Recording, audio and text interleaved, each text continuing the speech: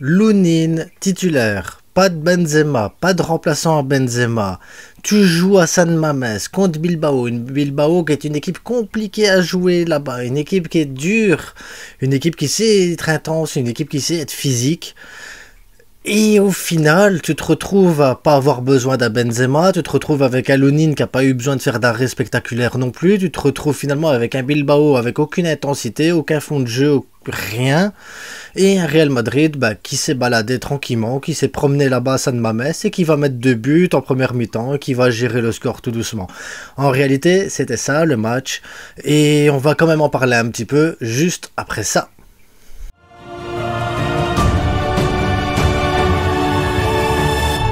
Donc, abonnez-vous, likez, partagez. Oui, je sais, vous n'êtes peut-être pas habitués pour les nouveaux qui arrivent sur la chaîne, mais oui, je fais des débriefs du Real Madrid aussi parce que je regarde le Real Madrid.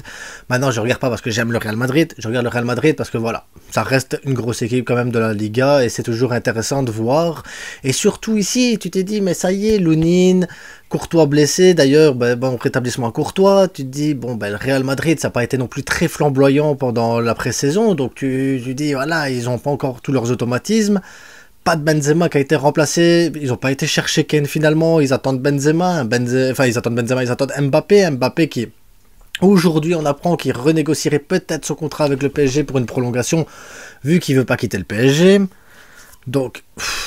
Tu dis, est-ce que le Real Madrid va aller rechercher un autre neuf ou est-ce que vraiment ils vont aller chercher Mbappé? Comment ça va se passer? Peut-être qu'Mbappé il se dit, bah oui, mais avec Dembélé, tout ça, enfin bref. Si vous voulez qu'on parle d'Mbappé à un moment donné dans une autre vidéo, dites-le moi, je parlerai d'Mbappé, des rumeurs et tout ça, il n'y a pas de souci. Hein.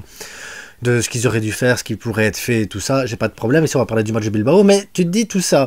Et derrière, quand même, Bilbao, c'est pas une équipe de merde quand même, c'est quand même une belle équipe de football, ils ont des bons joueurs, que ce soit William, que ce soit Muniain, Herrera et tout ça, tu te dis bon, Sunset, tu te dis il y a des joueurs quand même, ils savent jouer au ballon, ils savent jouer au foot, il va se passer quelque chose, il doit se passer quelque chose. Au final, il s'est rien passé du côté de Bilbao, mais quand je dis rien, c'est rien, ils ont été mauvais du début à la fin, aucun fond de jeu, rien. Le seul joueur que j'ai retenu de Bilbao, que pour moi a fait un beau match, c'est Vivian qui a bloqué Vinicius pas mal de fois, qui a empêché Vinicius de dribbler. Et tu te dis, mais si c'est lui que tu retiens le plus, comment c'est possible comment Bilbao va s'en sortir cette saison? Après, on va pas aller trop vite, c'est le premier match de saison, tu te dis bon voilà, tant pis, Bilbao il a fait son premier match, il l'a foiré, c'est dommage pour eux, il va avoir d'autres matchs, ils vont se rattraper, mais à côté de ça, t'espérais quand même que le Real trébuche un petit peu, mais après le Real Madrid, Tchouaméni dans un fauteuil tranquille, a distribué les balles, Camavinga il pouvait dribbler 3-4 joueurs avant qu'il commençait à avoir une faute ou avant qu'il trouve une autre solution, Valverde c'était la même chose. Bellingham il s'est baladé comme jamais personne s'est baladé en Liga. D'ailleurs Bellingham, je pense que là aujourd'hui en sortant du match il se dit si c'est ça la Liga, franchement je suis tranquille moi ici, il n'y aura pas de stress, il n'y a pas de pression, il n'y a rien parce que franchement la Liga c'est de la merde. Ah, clairement, il peut se dire ça aujourd'hui. Hein. Le gars, il s'est baladé, il a fait des crochets, il a mis un grand pont, il avance tranquille, il casse des lignes et tout ça. Et limite presque en marchant parce qu'il y a personne qui fait rien dessus. Rien du tout. Carvaral, il a joué comme un piston de gamin de 20 ans, là, il monte, il descend, il fait ses petites fautes tranquilles, il fait ses petits centres, il fait ses tacles, il apporte le danger comme il doit apporter le danger. Fran Garcia, côté gauche, première mi-temps un peu compliqué, deuxième mi-temps beaucoup mieux, parce que là, il y a eu un peu plus de défense, un peu plus d'espace aussi devant lui, parce que voilà, Bilbao a essayé d'attaquer un petit peu, donc ça lui a permis de s'ouvrir un petit peu plus. Donc voilà, Fran Garcia très bon sur le côté gauche en deuxième mi-temps. Un Rodrigo qui sait trouver les espaces, qui a trouvé son positionnement dans ce jeu dans ce système-là de 4-4-2 losange. Rodrigo a trouvé sa bonne place. Vinicius doit encore se trouver dans cette position-là, parce que voilà, Vinicius, c'est plus un joueur qui joue côté gauche, qui déborde, qui dribble et tout ça. Quand tu te retrouves un peu plus dans l'axe, tu dois dribbler 1, 2, des fois 3 joueurs. Ça peut marcher, hein, mais pas systématiquement. Donc il va falloir que Vinicius il prenne le rythme et tout ça. Après, c'est le premier match.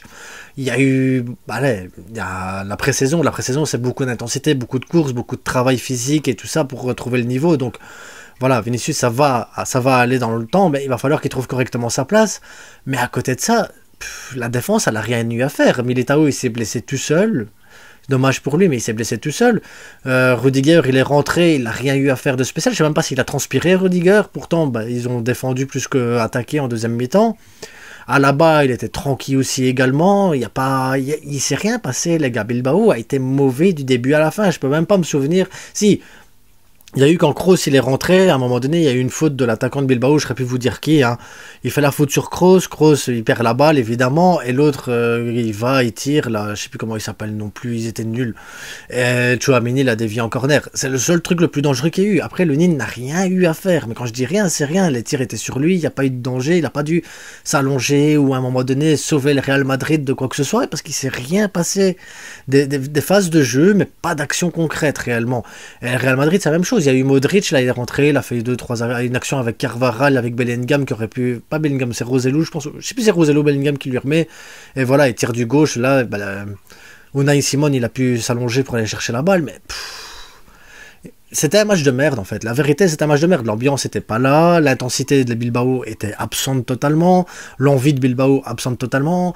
Techniquement, les sorties de balles étaient dégueulasses du côté de Bilbao, mais quand je dis dégueulasse, c'était vraiment dégueulasse. Il n'y avait pas un contrôle de balle correct ou qui était bien fait. Il n'y avait pas de fond de jeu non plus. Tu savais pas si les joueurs ils savaient où ils devaient se positionner réellement. Donc c'était du pain béni pour le Real Madrid. Le Real Madrid, il te met le premier but, puis il te met un deuxième but, un beau but d'ailleurs de Bellingham, là le deuxième. Et après, derrière, ils ont géré, en fait. Puis ils ont fait monter Kroos, Modric, et voilà, ça s'est bien passé, il n'y a pas eu de soucis. Roselu, il est rentré, il a montré toute sa panelle technique, comme ça, ainsi. On a vu ses passes en retrait pour Bilbao, on a vu ses débordements, sa qualité de passe, sa qualité de contrôle.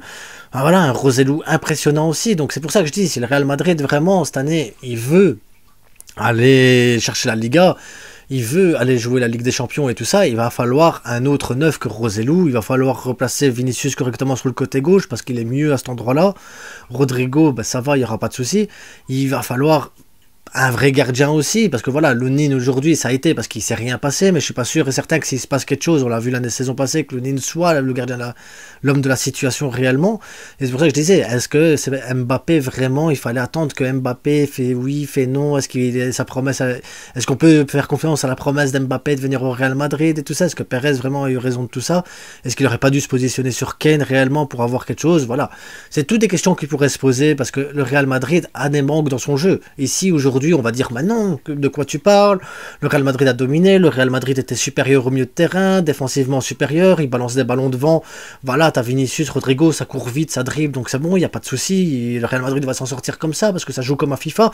Oui, on pourrait dire ce genre de truc, mais après, si tu joues contre une équipe qui réellement met l'intensité, une équipe qui sait garder le ballon, une équipe qui a un peu plus de technique, je suis pas sûr et certain que le Real Madrid aujourd'hui s'en serait sorti, parce que, oui, Camavinga, il a fait ses sorties de balle, Bellingham aussi, il n'y a pas de souci, mais contre une équipe ici qui n'a pas couru, qui n'a pas mis d'intensité, qui n'a pas mis de pression et qui a été très mauvaise, hein, parce qu'aujourd'hui, réellement, la confrontation, il n'y avait pas de confrontation, il n'y avait rien. Bilbao a pris son but et n'a jamais eu l'occasion à un moment donné d'élever le niveau. C'est ça, c'est pas que le Real Madrid a empêché Bilbao d'être meilleur, parce que le Real Madrid n'était pas un grand Real Madrid non plus, c'est juste que Bilbao n'avait pas la capacité de réussir à être plus fort. Bilbao n'avait pas de fond de jeu, d'idées. Bilbao était vraiment 2-3 crans en dessous du Real Madrid et n'aurait jamais su, en jouant comme ils ont joué là, créer le danger ou faire quelque chose de dangereux ou même surprendre le Real sur un malentendu. Hein. Je pense que réellement, Bilbao, c'était beaucoup trop de déchets aujourd'hui, pas du tout dans le match et je pense pas du tout prêt à jouer la Liga. Ils ont pas, voilà, leur préparation a sûrement été mauvaise, ce qui rend aujourd'hui le Real Madrid avec 3 points facile. Réellement, le Real Madrid sort de San Mamés, normalement, un déplacement qui est censé être compliqué, Bilbao l'a rendu facile. Et le Real Madrid en a profité correctement, et tant mieux pour eux, parce que voilà, ils ont fait leur match comme ils devaient le faire, et c'est tout. Enfin bref, voilà mon débrief du Real Madrid. Dites-moi ce que vous en avez pensé, vous, du match, si vous l'avez regardé. Si vous ne l'avez pas regardé, ce que vous avez pensé de mon débrief, voilà. En attendant, abonnez-vous, likez, partagez. On se retrouve demain pour un débrief à chaud du Barça. Et je vous le dis, s'il y a des supporters du Real qui veulent que je parle d'Mbappé, de la situation et tout ça, d'avoir mon point de vue, voilà, qu'ils le mettent en commentaire. Moi, il n'y a pas de souci, je veux bien faire 2-3 trucs sur le Real Madrid. Dites-moi ce que vous en pensez. En attendant, les gars, à demain, bonne soirée. Et n'oubliez pas, c'est que du foot.